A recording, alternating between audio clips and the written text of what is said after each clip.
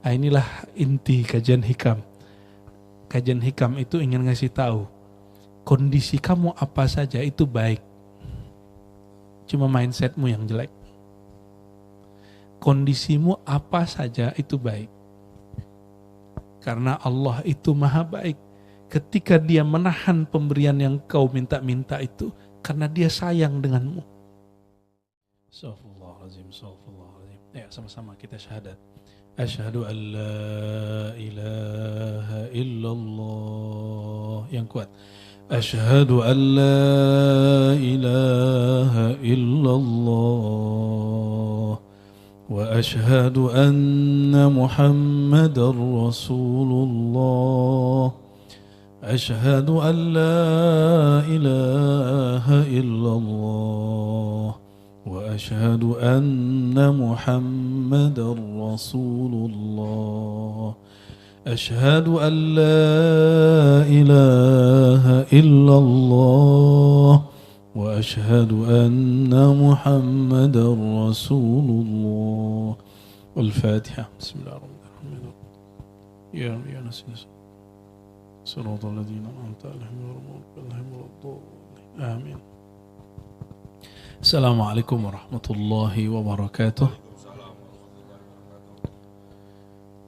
Alhamdulillahilladzi dhamina al-ijabah wa ajaba kulla da'wah.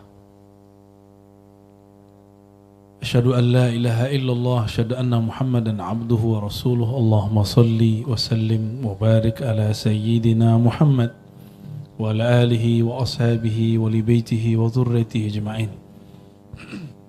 Amma ba'du, puji syukur kepada Allah atas semua nikmatnya. Apapun yang dia berikan pasti itu terbaik menurutnya, meskipun menurut hambanya tidak. Kira-kira lebih mengerti Allah atau hamba, Bang Den? Karena hamba itu egonya tinggi, dia merasa lebih mengerti dirinya. Disitulah awal mulai orang gak bersyukur, orang gak bahagia. Jadi kapan orang tidak mulai bersyukur, kapan awal orang tidak bahagia? Di saat dia menganggap dirinya lebih mengerti daripada Allah Subhanahu wa ta'ala. Maka nikmat syukur ini kita pertahankan dengan ngaji kerohanian seperti ini. Dan ini pindah-pindah begini, debatnya panjang Bang Dik. Ini maka walaupun tepuk tangan ini bukan, nggak ada urusannya dengan syariat, tepuk tanganlah buat panitia ya. Ini mereka sudah capek-capek, masya Allah luar biasa ya. Lelahmu insya Allah Allah ganti dengan keridhaan. Ya. Dan semua itu tidaklah sempurna kecuali dengan berselawat kepada baginda Nabi Muhammad SAW. Maka kita hari ini bisa ngaji. Kemarin saya mengeluhkan kalau di situ berisik Bang Dik. Nah, maka pindah ke sini. Ke depan pindah kemana lagi? Wallahu alam. Yang penting kita ngaji ya. Mau posisinya gimana, yang penting kita ngaji. Bagi saya surau jadi nggak jadi itu masalah fisik. Yang penting rohani kita ngaji. Dulu di KJD ngaji. Di Goa ngaji, di Ribat ngaji.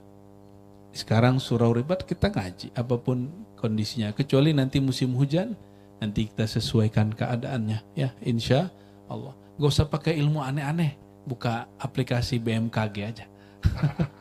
Ya, jadi kalau udah diprediksi hujan ya kita undur-undur dulu ya. Jangan sering-sering pakai asma untuk nolak takdir, kasihan. Ya.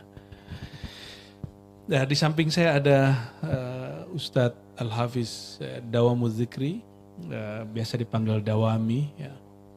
Ini orang sesat yang ada di samping saya ini, Hafiz Quran Bang Dik. Ya. Kalau dia sesat Bang Dik kira-kira mana? Wa wajadaka dhallan fahada. Allah sendiri yang mengatakan begitu. Ya kita terima aja. Ya.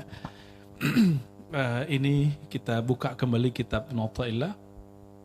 Kitab yang saya bawa, Kashful Ghita an Hikami Ibn Athaillah, karya Imam Al-Khatib Al-Waziri Nah, kalau yang dipegang sama Ustadz Dawami ini Syarqawi dan Ibu Abbad ya. Di kitabnya masih itu kayak cacing gitu ya. Ya, kalau ini masih ada barisnya. Karena kitab baru. Yang itu muka dia kan lebih tua dari aneh kan. Jadi kitabnya jadul-jadul. Baik teman-teman semua, walaupun tadi sudah baca Fatihah, tadi Fatihah yang tadi untuk melengkapi syahadat. Karena guru saya mengatakan Fatihah itu mahar rohani. Maka setiap kali wirid, setiap kali baca apapun, saya memulai dengan Fatihah. Sekarang Fatihah untuk diri kita sendiri dan imam yang akan kita baca kitabnya.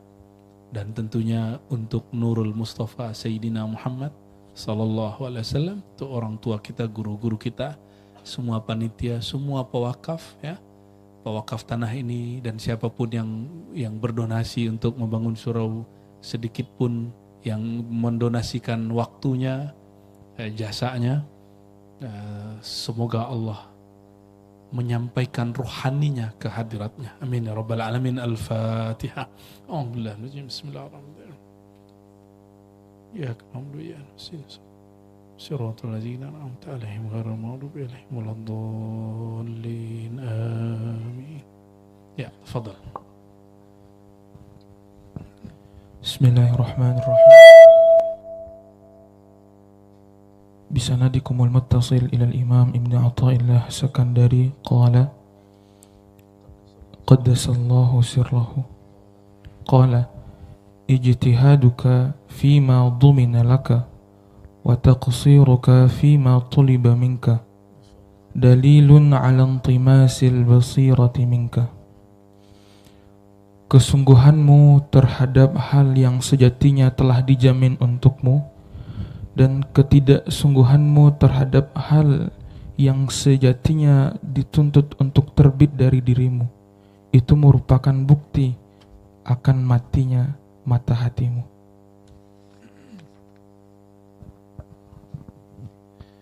Bismillahirrahmanirrahim.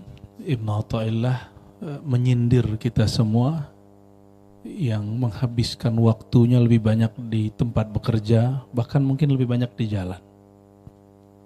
Karena hatinya galau dengan urusan yang sudah dijamin Allah. Ini bukan melarang bekerja, bukan, ini masalah konsep hati. Kerja aja, kena macet aja. Tapi yang berbeda dari Ibnu Athaillah adalah apa keyakinan dirimu saat bekerja. Maka beliau kasih sindiran, apa katanya? Ijtihaduka, engkau bersungguh-sungguh mencari fima duminalak, apa yang telah dijamin bagimu. Rezeki sudah dijamin Allah belum Bang Dik? Betul, rezeki sudah dijamin Allah? Sudah. Benar. Seyakin apa rezeki sudah dijamin Allah? Ilmul yakin, ainul yakin, hakul yakin. Apa beda hakul yakin dengan ilmul yakin? Ilmu yakin kata orang kita percaya. Kalau ainul yakin kita lihat di depan mata. Kalau hakul yakin kita merasakannya. Sudah merasakan belum keajaiban rezeki? Sudah, bahwa rezeki tidak pernah tertukar. Ya. Salah satu rezeki adalah jodoh. Jodoh gak akan ketukar. Jadi kalau orang yang kita suka jadi pasangan orang lain, jangan makan hati. Ya. Yang aneh itu kopi cyanida kan rame lagi Bang Dik. Ya, betul. Itu kan urusan menyukai lawan jenis. Ini menyedihkan sekali ya. Sudahlah rezekinya kurang pas, accident. Nauzubillah min dzalik. Termasuk anak itu rezeki. Ya. Dan itu sudah dijamin semua. Ya. Ijtihaduka fima dhamina lak, kesungguhanmu terhadap rezeki yang sudah Allah jamin bagimu. Wa taqsiruka, sedangkan engkau kurang serius. Bang Dik, tahajudnya ada nggak selama bekerja? Ada nggak yang kerjanya berapa jam sehari? Saya udah nggak kerja Bu ya. Oh ya, ada yang lain deh. Yang kerja berangkat jam berapa? Berangkat jam 6, jam 7. Jam 7. Anggap PNS atau karyawan, berangkatnya jam berapa? Jam 7. Pulang jam 5, nyampe di rumah jam 7 lagi. Berarti 12 jam di luar rumah. Adakah di antara antum ini yang tahajudnya selama itu? Itu namanya kurang.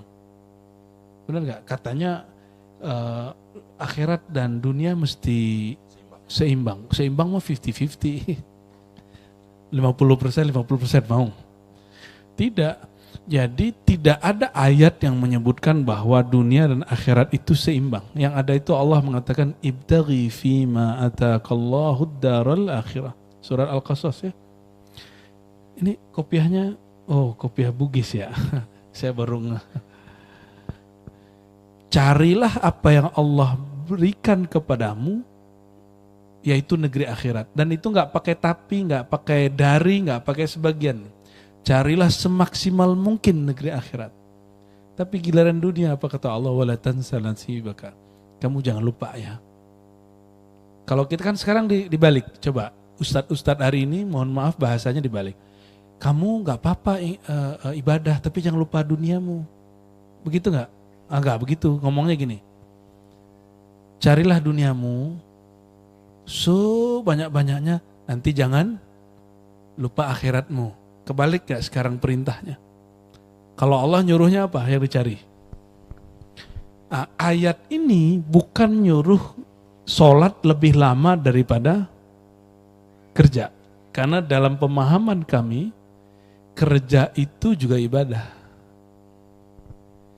Kerja itu ibadah kalau amanah. Maka orang yang kerjanya amanah dia sama dengan sholat sunat.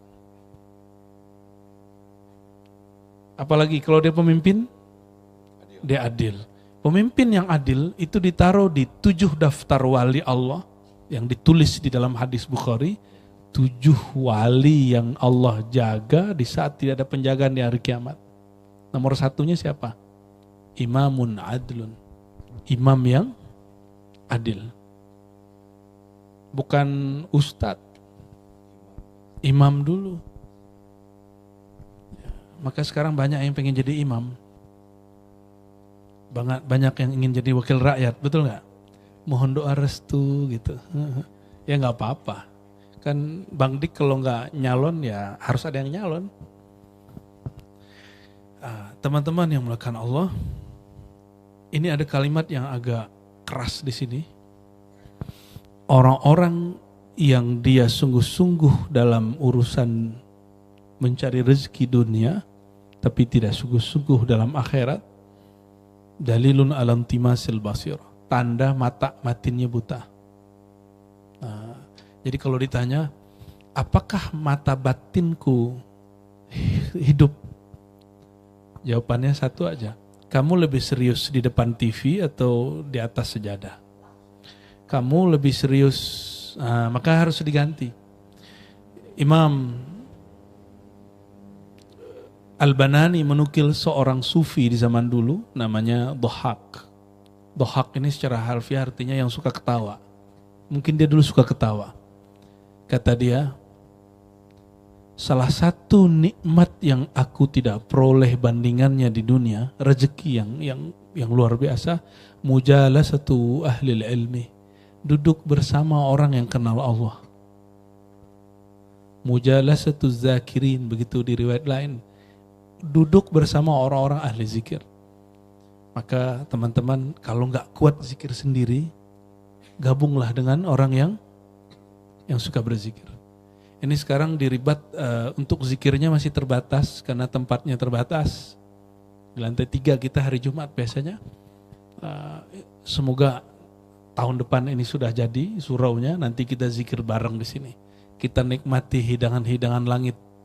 Insya Allah. Kenapa kita sebut hidangan langit?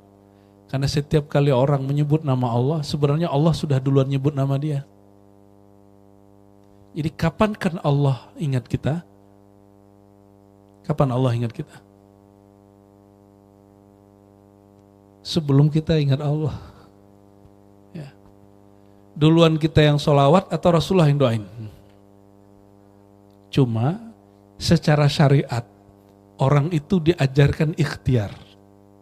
Man shalla alayya, siapa yang sholawat kepadaku, sallallahu alaihi asyra marrat. Allah sholawat kepadanya 10 kali. Coba perhatiin kalimatnya. Siapa yang sholawat kepadaku sekali, Allah sholawat kepadanya 10 kali. Kita sholawat, Allah sholawat. Duluan mana wujudnya? Duluan wujud Allah apa wujud kita? Dan Allah sekali sholawat, selama-lamanya sholawat. Allah sekali ingat hambanya, selama-lamanya ingat hambanya. Inilah yang disebut zikir. Zikir itu mengingat pertemuan yang dulu pernah terjadi. Ada yang ingat gak? Ada yang ingat wajah Tuhan gak? Gak ada yang ingat. Karena gak ada yang ingat, yang diingat itu pertemuan yang lama. Jadi semua rasa zikir hari ini itu hanya mengenang perasa yang lama itu. Karena Allah dulu, sekarang, nanti sama. Maka ingat yang dulu itulah yang disebut zikir. Maka zikir artinya mengingat. Kalau nyebut Allah, Allah, Allah, Allah, Allah, Allah, Allah, Allah, itu namanya menyebut. Itu namanya memuji. Tapi zikir dalam arti mengingat. Saya nggak bisa ingat wajah Allah pakai akal. Maka orang yang mencoba memikirkan Allah dengan akalnya pasti gila. Itulah kejadian ahli-ahli tasawuf dituduh penyebab kegilaan. Bener gak? Dari dulu sampai sekarang? Tapi Bang Dik ini udah ketemu Syekh Hisham tahun berapa dulu? 2000? Syekh Hisham Kebani 2008. Udah gila belum? 2008 telat ya. Saya 98 udah berteater-rekod Bang Dik. 98. Saya ya makanya itu. saya jadi muridnya Buya. Loh bukan. Maksudnya aku gila gak? Mana ada dokter gila kan? Nggak, jadi teman-teman ketika ada kejadian satu jangan dipukul rata. Tahu nggak? Ada kelas saya, ada yang masuk UIN gila. Terus ngomong gini nggak? Kamu jangan masuk UIN, tergila, gitu nggak? Cek dulu dia gila itu karena masuk kampus atau karena sudah bawaannya nggak beres. Sama orang belajar zikir, belajar ma'rifatullah, kalau udah nggak beres, masuk ke situ, dia ikut nggak beres. Nah, namun syaitan itu seneng nggak ada orang ingat Allah. Saya di pertemuan bulan lalu saya kasih pertanyaan kalau nggak salah. Yang paling banyak ingat Allah itu siapa? Ahli fikih, ahli akidah, apa ahli tasawuf? Jujur, bener. Ini bukan melebih-lebihkan. Ahli fikih, ahli akidah atau ahli tasawuf? Yang banyak zikir. Zikir nggak usah pakai takwil. Zikir, subhanallah, subhanallah, subhanallah, alhamdulillah. Kalau majelis ilmu itu penakwilan terhadap kata zikir. Ahli tasawuf. Ambil satu tarekat Qadiriyah, itu ada zikir Ataqah namanya, sama dengan Naqsyabandi, sama dengan Samaniyah, dan tarekat lain. Zikir Ataqah 70.000 la ilaha illallah. Mana ada selain orang tarekat begitu? Yang ada dibid'ahin. Padahal Al-Qur'annya mengatakan uzkurullaha dzikran katsira, surah Al-Ahzab. Hei orang beriman, zikir sebanyak-banyaknya. Banyak itu salah satunya angka 70.000. 70.000 banyak? Banyak banget atau banyak bingit? Syaitan suka gak sama orang berzikir? Maka saya curiga yang membid'ah-bid'ahkan orang berzikir ini, jangan-jangan. Jangan diterusin Bang Dik ya.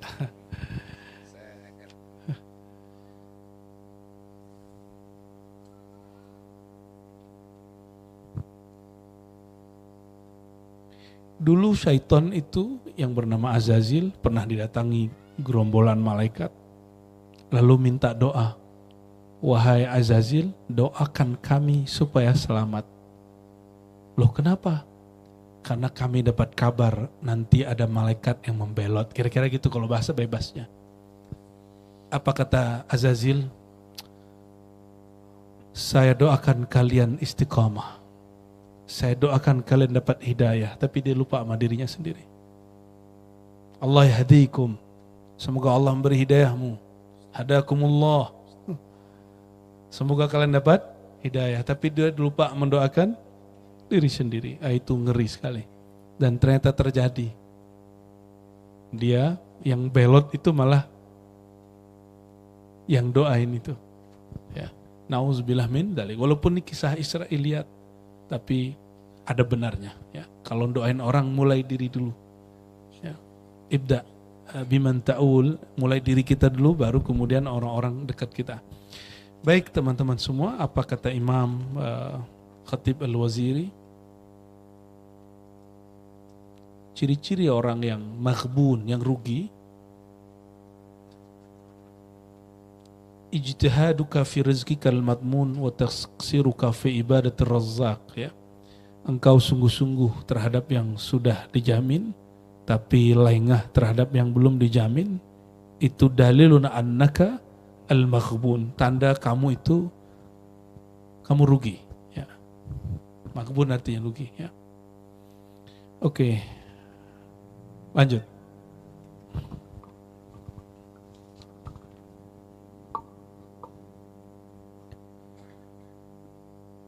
الحكمة السادسة لا يكن تأخر أمد العطاء مع الإلحاح في الدعاء موجبا ليأسك فهو ضمن لك الإجابة فيما يختاره لك لا فيما تختار لنفسك وفي الوقت الذي يريد لا في الوقت الذي تريد. Jangan sampai terlambatnya datang pemberian Allah kepadamu sementara kamu telah bersungguh-sungguh dalam berdoa menyebabkan lahirnya keputusasaanmu. Karena sejatinya Allah telah menjamin akan menjawab doa-doamu, tapi terhadap apa yang Allah pilihkan untukmu, bukan terhadap apa yang kamu pilihkan untuk dirimu, dan pada waktu yang Dia ingin, bukan pada waktu yang kamu inginkan. Baik, ini udah pernah sering kita bahas, namun karena memori manusia gampang terimpit oleh status-status Instagram dan YouTube, maka teks ini perlu diulang-ulang, ya. Bismillahirrahmanirrahim. La yakun, janganlah hendaknya terjadi ta'akhuru amadil ata, ketika pemberian Allah terlambat turun kepadamu. Pernah kejadian gak minta sesuatu di waktu tertentu tapi Allah belum kasih di waktu itu? Yang paling gampang yang jomblo-jomblo udah pengen melepas jomblo tapi belum ketemu, itu paling gampang. Atau yang belum punya dapat pekerjaan, ingin dapat kerjaan. Yang ingin dapat kendaraan, kendaraannya belum dapat. Yang ingin dapat rezeki, rezekinya belum dapat. Jawabannya apa? Jawaban beliau, jangan sampai pemberian Allah kepadamu itu telat sedangkan engkau serius berdoa dan berusaha. Mujiban liyasik, mujiban menyebabkan munculnya ya'sika, keputusasaan di dalam hatimu. Nah, sering gak ngomong begitu? Saya sudah sekian bulan nih doa tapi gak ada hasilnya. Ada yang ngomong begitu? Ya, sering ngomong begitu? Kalau pernah bicara begitu, ini yang disebut mujiban liyasik. Dan Allah paling tidak suka sama orang yang putus asa. Jadi ciri-ciri hamba yang tidak diterima jadi kekasih Allah, baru doa sedikit, baru doa setahun, 2 tahun, 3 tahun gak dijawab, terus mengatakan, doa saya gak didengar kayaknya. Nah, orang-orang begini, sejak kapan Allah itu tidak dengar orang berdoa? Ada nggak? Pernahkah Allah tidak dengar satu bunyi atau tidak tahu dengan adanya lalat, semut? Pernah nggak? Semut di hari yang gelap, di tempat yang gelap, batunya hitam, itu Allah tahu. Masa cuma kita doa Allah nggak tahu? Nah, jadi keyakinan orang-orang seperti ini yang meyakini bahwa sepertinya doaku belum dijawab. Nah, keyakinan seperti ini yang kemudian membatalkan akidah ahlus sunnah wal jamaah. Allah mengatakan innallaha sami'un alim. Allah maha mendengar, Allah maha melihat. Terbayang sedikit Allah tidak dengar doa, batal nggak akidahnya? Batal akidahnya? Dan sudah berapa banyak orang Islam itu nggak Islam lagi. Itu sebabnya saya setiap kali mau mulai sekarang baca syahadat. Apakah baca sendiri atau bacanya berjamaah? Coba sebelum sholat syahadat dulu ya. Siapa tahu dari sholat ke sholat yang itu kita sudah batal syahadatnya. Contohnya yang tadi. Itu bagian aneh kok yang dapat. Nah, itu batal tuh syahadatnya. Ini bab hakikat ya, bukan bab KTP. Secara KTP masih muslim. Secara bab ilmu fikih masih Islam. Tapi secara ilmu rohani, ilmu tauhid itu batal. Ilmu tauhid batal sudah. Makanya ahli hakikat itu agak tegas. Yang lembut itu ahli ma'rifat. Apa beda hakikat dan ma'rifat? Hakikat itu berbicara apa adanya.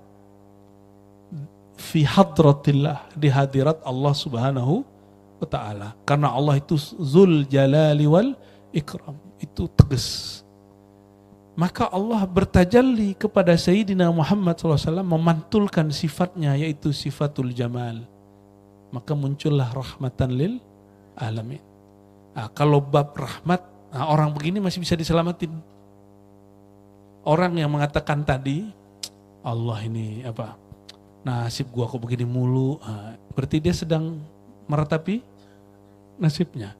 Orang seperti itu secara hakikat batal, tapi secara syariat masih muslim. Ya. Bang Dik nih saya ngomong, atau Bang Dik ngomong, Ar-Razi ini nggak bakal diundang kalau nggak podcast sama aneh. Pernah ngomong gitu nggak? Terbersit gitu Bang Dik, secara hakikat batal. Berarti sudah menduakan Allah. Ini contoh aja. Ya. Yang membuat saya diundang orang ngajar di mana-mana itu karena podcast sama Bang Dik atau karena Allah yang mau? Allah yang mau. Tapi saya ngomong nih, Bang Dik nih kalau nggak aneh yang didik, binasa sudah. Nah, itu secara hakikat itu batil.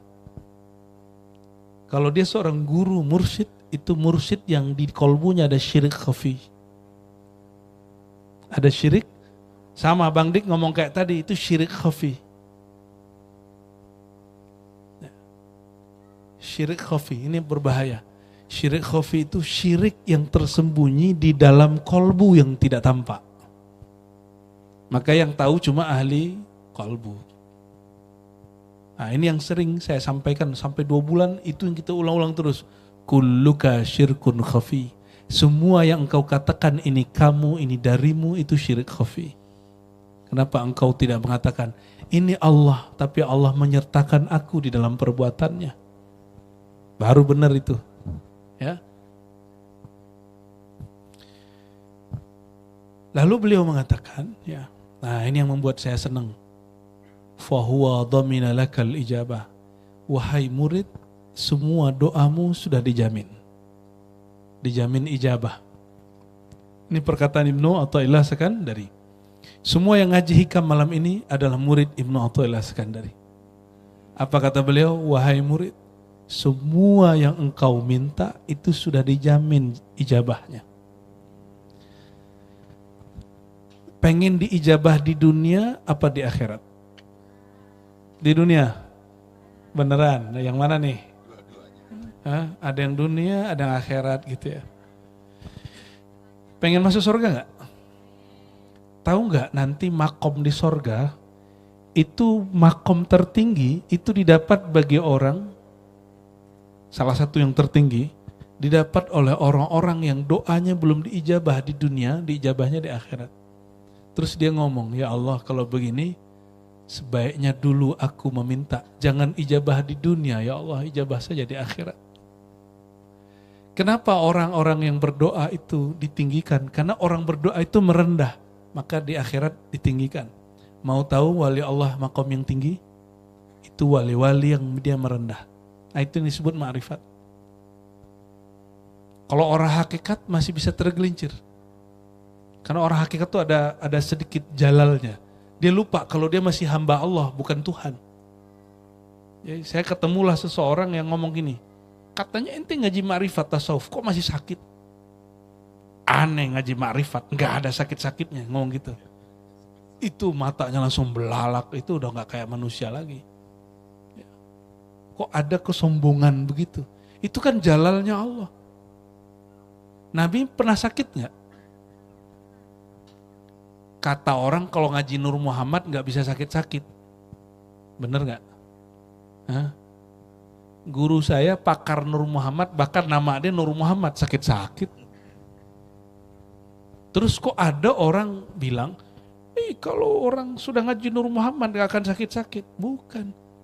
Kalau orang ngaji Nur Muhammadnya baru sampai pada hakikat Nur, dia akan merasa dirinya bukan dirinya lagi. Sehingga dia nggak merasa sakit, padahal tubuh dia sakit. Sugesti begitu kuat memang. Ya. Tiadalah diriku yang sakit, tiadalah badanku, tiadalah tubuhku, tiadalah tulangku, kecuali Nur Muhammad. Hilang rasa sakitnya pada sugesti. Tapi pada fisiknya sebenarnya dia masih sakit. Sugestinya yang kuat. Namun sugesti kuat bisa menyembuhkan badan juga. Nah, itu kehebatannya. Namun kalau ini terjadi terus, orang ngira, oh kalau ente punya kajian Nur Muhammad nggak akan sakit-sakit. Nggak begitu. Ada nabi yang sakit nggak? Nabi Ayub. Apa kurang nur Nabi Ayub? Ada yang lebih tinggi nurnya dari Nabi Ayub? Nggak ada. Ya. Katanya kalau wiridan nanti kaya. Di antara para nabi, tahu nggak antum? Setelah Nabi Muhammad SAW yang paling banyak wirid itu Nabi Isa. Tapi Nabi Isa afqarul anbiya, nabi paling fakir, nabi paling miskin. Jadi bukan zikir itu sebenarnya yang bikin, ya. Jadi selama ini kan ada zikir pelaris, benar nggak? Benar zikir pelaris. Remeh amat zikir untuk akhirat melariskan dagangan dunia yang cuma beberapa hari. Sekelas gak ini? Zikir untuk akhirat. Nyebut nama Allah pemilik dunia dan akhirat. Antum gunakan zikir itu untuk melariskan dunia. Supaya jebol jadi anggota legislatif. Supaya jebol jadi wakil rakyat, jadi bupati, jadi remeh bener. Zikir itu abadi. Efeknya di sisi Allah. Kalau jadi wali kota berapa tahun? Jadi wakil rakyat berapa tahun? Ya. Terlalu remeh. Tapi boleh nggak minta dengan zikir dunia? Boleh. Secara ilmu hukum boleh. Tapi secara ilmu hakikat itu su'ul adab. Secara hakikat itu su'ul adab. Apa arti su'ul adab? Nggak sopan ente. Kalau secara ilmu hakikat itu orang nggak ngerti. Masa mutiara mau ditukar sama gundu? Mau ganti mutiara sama gundu? Mau. Nah itulah nasib orang-orang yang wiridan untuk nyari dunia. Wiridan untuk nyari dunia. Jadi udah Bang Dik, wiridan aja, gak usah untuk pelaris goa. Ya, gak usah. Rezeki itu udah ada jalurnya. Nah, ketika orang zikir bukan lagi untuk pelaris, antum siap-siap bahagia. Mau bahagia? Jangan lagi zikir supaya lolos jadi wakil rakyat. Gak akan bahagia. Orang zikir untuk hal-hal seperti itu karena dia menukar mutiara dengan gundu, maka dia rugi, dan yang kedua dia nggak akan bahagia. Setiap hari ngecek, ini gimana nih? Ya. Katanya zikir ini bisa bikin laris. Cek, ada nggak yang datang? Kalau gila rame, langsung GR. Di sini Syirik Coffee muncul. Tuh berkat aneh solawat kan, rame. Pernah ngomong gitu? Berkat aneh zikir nih, awan nggak ada hujan gitu. Ada yang ngomong gitu nggak? Itu ente syirik khafi. Syirik khafi, syirik tersembunyi.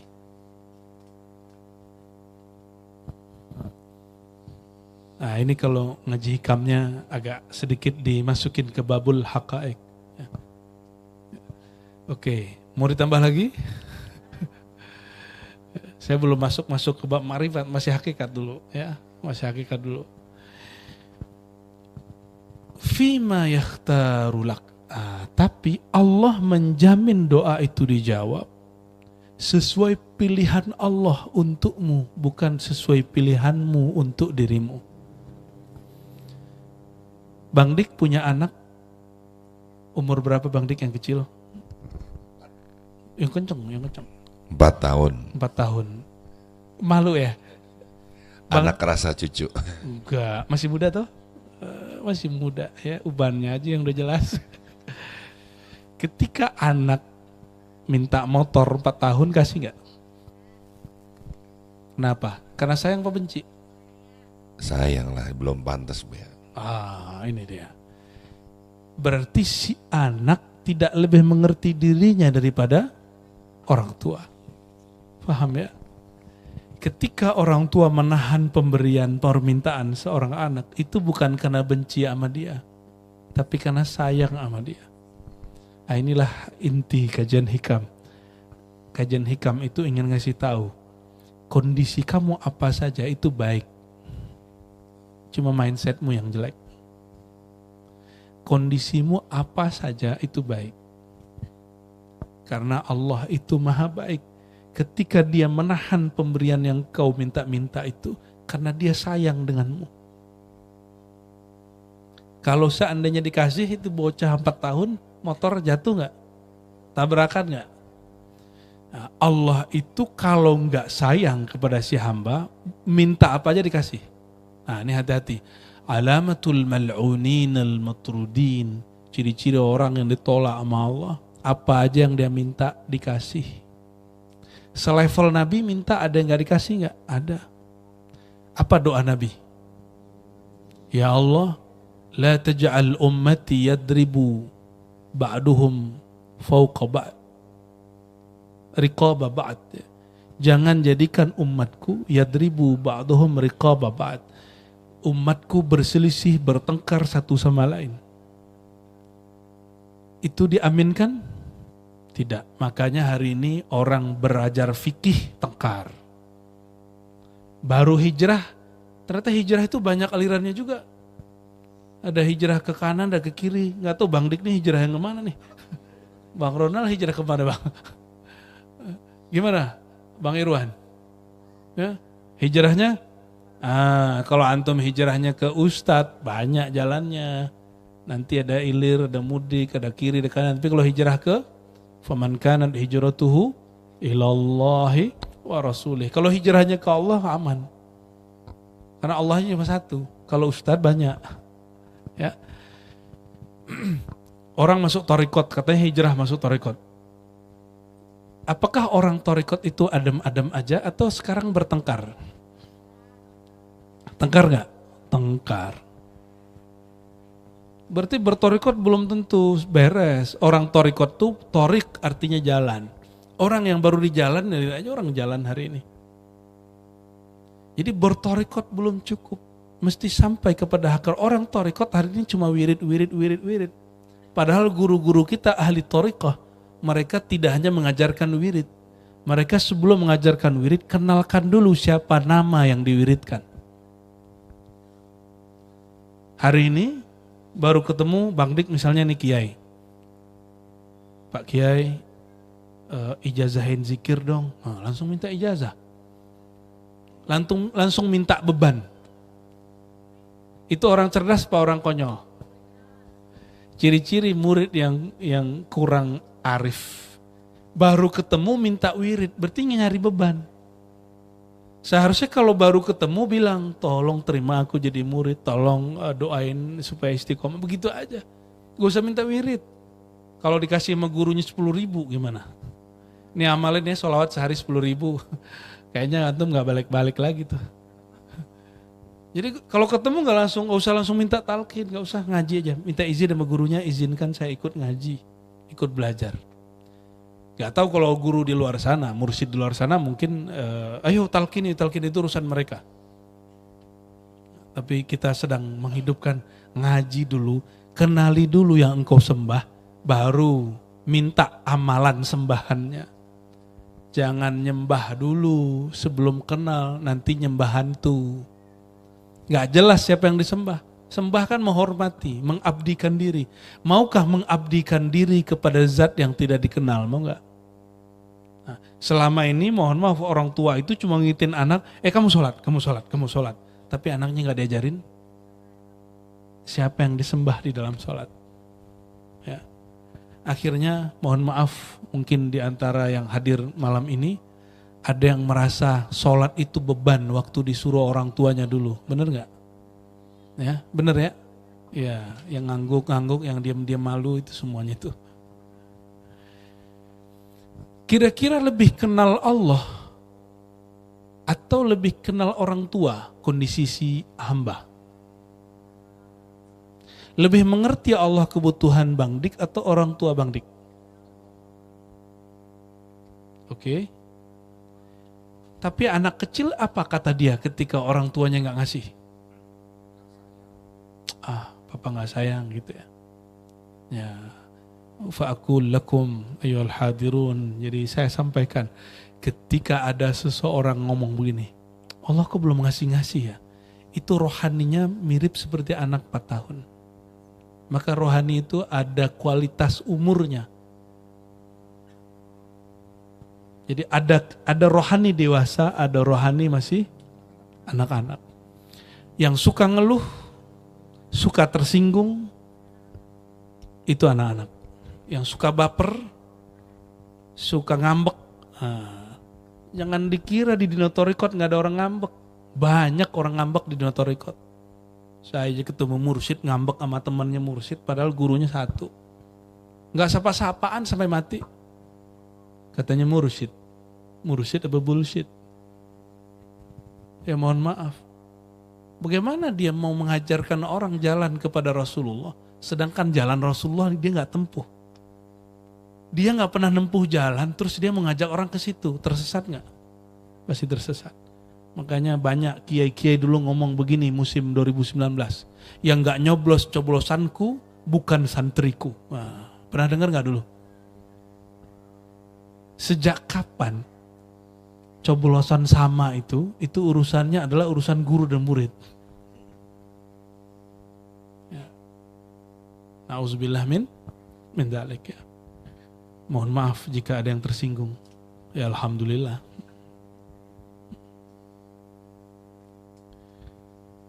Presiden 2024 sudah Allah tentukan belum? Wah, sama kita santai aja ya. Jadi Allah sudah siapa yang menang sudah tahu? Siapa? Ya kitanya gak tahu, tapi Allah sudah tahu. Ya sudah, ngapain repot-repot. Ya. Jadi membingungkan hal yang sudah dijamin, itu yang disebut taksiruka, tanda-tanda batinnya mati. Ketutup sama WhatsApp, ketutup sama hoaxnya di YouTube. Karena dia tidak mengaktifkan kecerdasan kolbunya. Yang diaktifkan cuma kecerdasan handphonenya. Yang dulu pernah terlibat seperti itu. Ya sesaliah. Minta ampun kepada Allah. Mungkin ada dulu orang yang kita sakiti dengan takbir-takbir kita. Dulu ada orang yang kita sakiti cuma dengan perbedaan pilihan kita ya. Ternyata yang dipilih jadi menteri. Kena prank ya. Lalu yang masih ingat gak dulu, gak jadi deh itu bab politik. Saya ngekat sampai di situ aja ya. Yang relevan dengan hikam aja. Orang itu akan jadi apa, itu berdasarkan firasat seorang wali atau mau-maunya Allah? Ya. Tapi kan banyak orang yang udah pede, kegeeran kalau dapat isyarat. Wah, aneh dapat isyarat, ente bakal jadi gubernur. Segera maju. Maju. Ternyata jadi gubernur-gubernuran. Lumayan. Di banner doang. Padahal orang kalau dapat isyarat mimpi, isyarat kasyaf, itu terjadinya bukan berdasarkan hitungan orang yang menangkap mimpi dan kasyaf itu. Terjadinya tergantung maunya Allah Subhanahu wa taala. Ya, makanya jangan jual-jualan kasyaf ya. Jangan kemudian obral-obral firasat. Ya. Biasa aja, santai aja. Itulah anehnya orang zaman ini. Kita cerita mimpi ketemu Rasul, dia bilang itu kok diceritain ke orang. Nanti jadi fitnah. Giliran ceritain kasyaf, ceritain firasat itu diceritakan, bahkan dibawa ke bab politik. Ya, itu ngeri ya. Adakah dalil yang melarang mimpi ketemu Nabi diceritakan? Ada nggak? Ada nggak dalil yang mengatakan kalau kamu cerita mimpi nanti membawa fitnah? Ada nggak? Adakah kaidah begitu tertulis di dalam kitab-kitab yang mu'tabar? Nggak ada. Makanya para imam cerita mimpinya di kitab. Hatta Imam Bukhari bercerita mimpi dia ketemu Rasulullah Sallallahu Alaihi Wasallam. Bahkan beliau nulis di Sahih Bukhari kitab Ta'birur Ru'ya, dan ini sering saya sampaikan. Bab tentang takbir mimpi. Tapi jangan GR dulu, mimpi itu cuma mubasyarat, cuma kabar gembira. Kalau dapat mimpi disuruh beramal, gak usah diamalin dulu. Ya. Siapa yang bermimpi sesuatu, nanti ada seorang syekh atau seorang wali apa kayak kelihatan di mimpi, ngasih ijazah amal, gak usah diamalkan dulu. Konfirmasi dulu kepada syekhnya, gurunya, mursyidnya. Nanti gurunya jika dia ahlul jazbah, ahlul ahwal mal maqamat, dia tahu ini syaitan atau bukan. Biiznillah, dengan izin Allah Subhanahu wa ta'ala. Ya. Lebih bagus ketemu jaga daripada ketemu mimpi. Mau gak ketemu jodoh di mimpi? Ngapain? Mending ketemu jaga, gak usah mimpi. Tapi kenapa hari ini orang kemudian menggebu-gebu ingin mimpi ketemu Nabi? Karena dia berpikir mimpi itu satu makom tinggi. Padahal mimpi itu disebut ahwal. Ahwal itu berubah-ubah, bukan makom. Yang tinggi itu makom, makom cinta. Orang kalau sudah cinta kepada Rasulullah pasti dikasih ahwal mimpi. Begitu. Ya. Jadi cintanya yang dikejar, bukan mimpinya yang dikejar. Hari ini gimana? Mimpinya yang dikejar. Nih amalan ini sekian kali nanti kamu mimpi ketemu Rasulullah. Saya yakin ulama yang ngomong begitu dia udah ngomong cinta sebelumnya, tapi videonya kan dipotongnya di situ. Ya, nggak sabar ngaji, pengen yang ujung-ujung doang, pengen yang beban-beban ya, kayak keranjingan wiridan ya. Pas sudah wiridan nggak dapat nanya, aku udah wirid kok nggak ketemu Nabi ya? Kayaknya mursyidnya kurang wusul nih. Dia nggak jelas, mursyid yang disalahin. Jadi Allah lah yang memilihkan apa yang kita minta.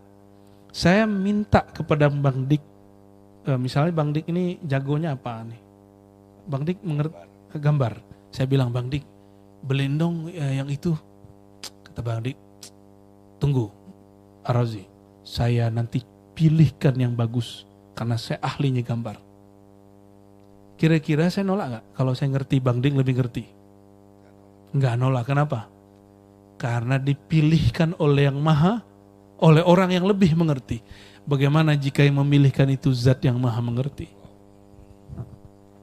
Jadi PR kita selama ini, Bapak Ibu, saudara-saudariku, mungkin kajian doa sudah banyak, kajian wirid sudah banyak, tapi orang jarang membahas bagaimana mengenal zat yang kita mintakan doa itu. Jadi kita ini kurang mengenal dia sehingga sering meminta hal-hal yang di luar kepantasan seorang hamba minta kepadanya. waqfil waqtil ladzi yurid la fil waqtil ladzi turid. Allah itu jika ingin memberi, nggak nunggu maunya si hamba, tapi maunya Allah. Nah, gimana cara mengkorelasikannya supaya nggak menunggu, supaya tidak menunggu gimana? Itu tadi bab cinta. Apa kata Nabi SAW? Allah berfirman, jika Allah telah mencintai seorang hamba, kuntu sama'ahu, maka berubahlah pendengarannya, penglihatannya, termasuk kehendaknya, waktu yang dia mau. Jadi jika si hamba sudah dicintai Allah, kehendak si hamba lebur dalam kehendaknya Allah.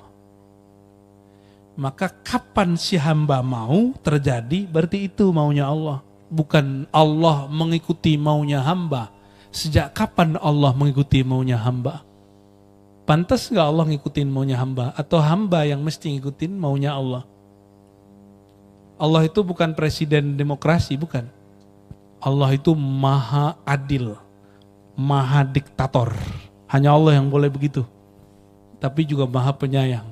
Maka gak boleh si hamba ngatur-ngatur Allah. Jadi di salah satu nama Allah, Malikul Mulk, Raja di Raja. Artinya Allah itu absolut, gak boleh diatur-atur.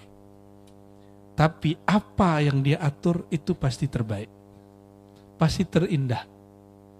Jadi teman-temanku, saudara-saudaraku yang makan Allah, bagaimana caranya mengkorelasikan ini bahwa dia memilihkan apa yang engkau minta, bukan yang engkau pilihkan.